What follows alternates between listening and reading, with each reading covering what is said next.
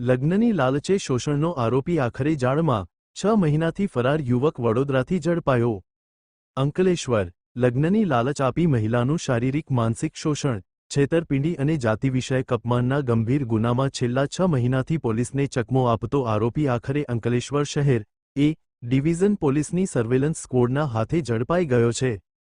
ફેબ્રુઆરી 2026માં પીડિત મહિલાની ફરિયાદના આધારે આરોપી દર્શન શિરીષકુમાર લાલન વિરુદ્ધ ભારતીય ન્યાય સંહિતા તેમજ અનુસૂચિત જાતિ જનજાતિ અત્યાચાર નિવારણ અધિનિયમ હેઠળ ગુનો નોંધાયો હતો.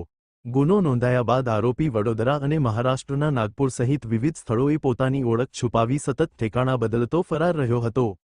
અંકલેશ્વર શહેર એ ડિવિઝન પોલીસની સર્વેલન્સ સ્ક્વોડે ટેકનિકલ એનાલિસિસ અને હ્યુમન ઇન્ટેલિજન્સના આધારે આરોપીનું લોકેશન ટ્રેસ કરી વડોદરાના જેપી રોડ પોલીસ સ્ટેશન વિસ્તારેથી તેને દબોચી લીધો હતો. આરોપીને અંકલેશ્વર લાવી તેની સામે વધુ કાયદેસરની કાર્યવાહી હાથ ધરવામાં આવી છે. અહેવાલ સંજય પોપટ.